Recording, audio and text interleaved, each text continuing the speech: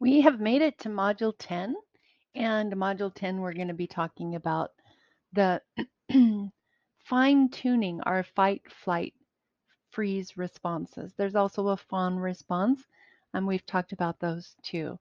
But this is where we really take the practice that we've been doing all along in these lessons and start to integrate it in a way that helps us identify those subtle things that we do that are usually not visible to people around us, and maybe they happen so naturally for us that we're in our trauma responses, and we don't want to be in trauma responses. We want to be having control of our mind and heart and actions and not having it be something that's controlled by our past trauma. So the first thing to remember is that those more subtle responses are often things that other people don't see, people outside of you. You have to start paying real close attention to what's happening on the inside to notice that.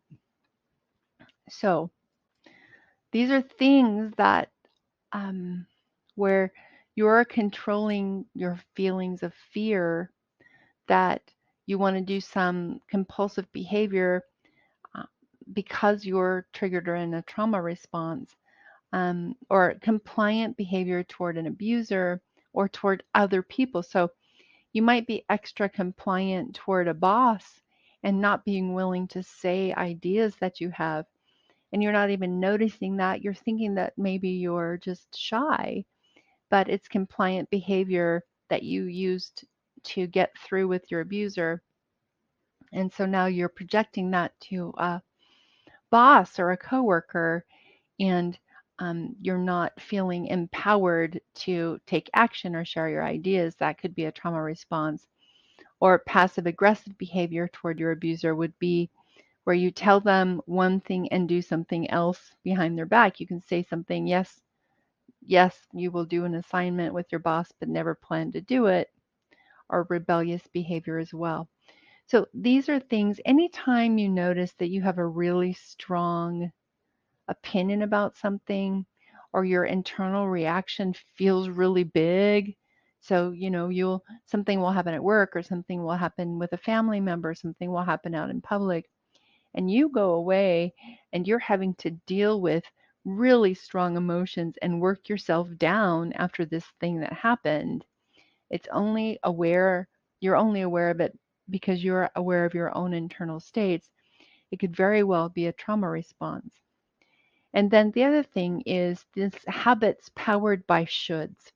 So shoulds are the rules that get laid down in our childhood by our caregiver or parents who were too powerful for us to overrule.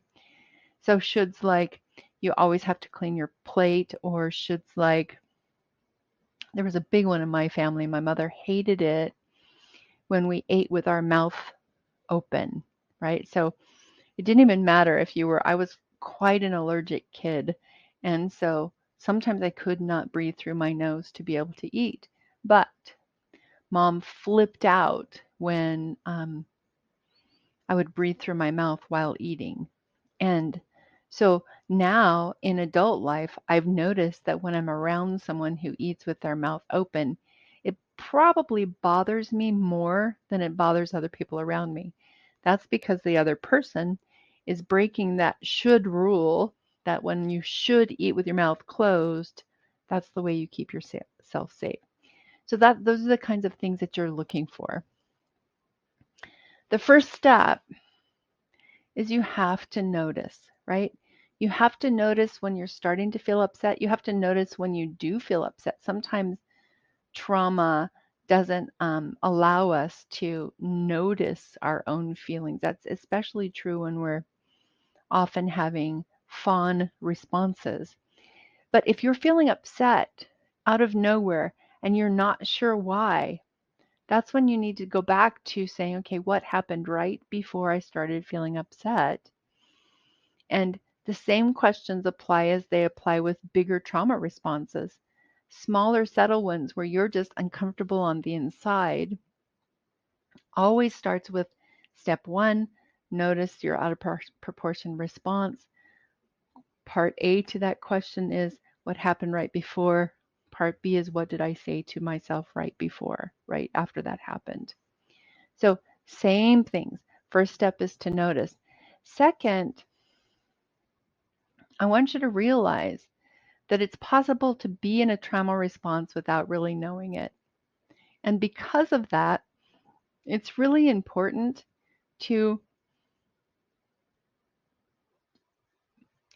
pay attention to big or out of context reactions, right? I've heard this said with people who are um, compulsive cleaners, right?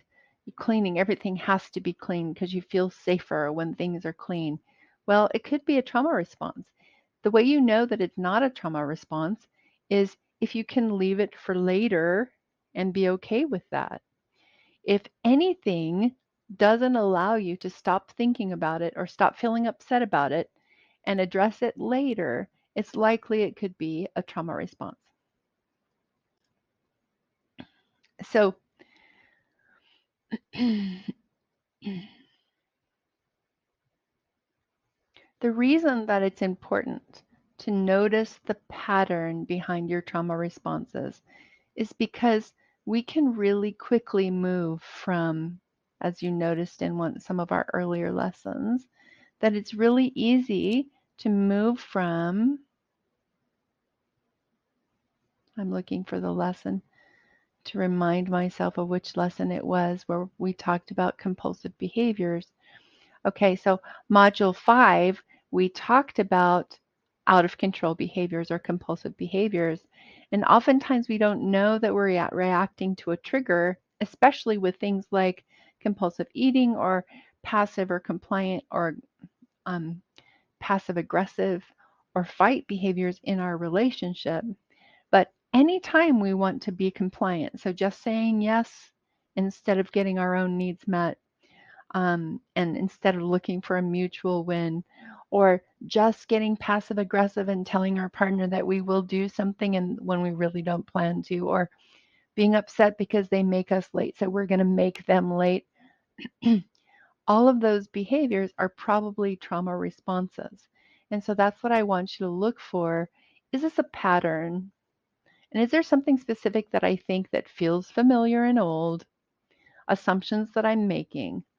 That's how you identify when your habits or your personality per se, where you think that you are a certain way, is just your personality, just the way you've always done things, could be a trauma response.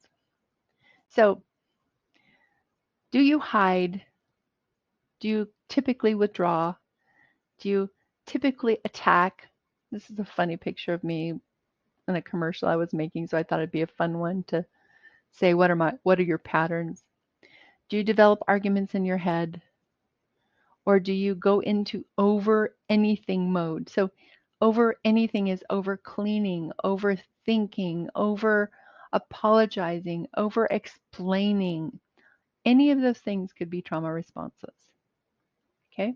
So that's what you're looking for, is those patterns in your own behaviors.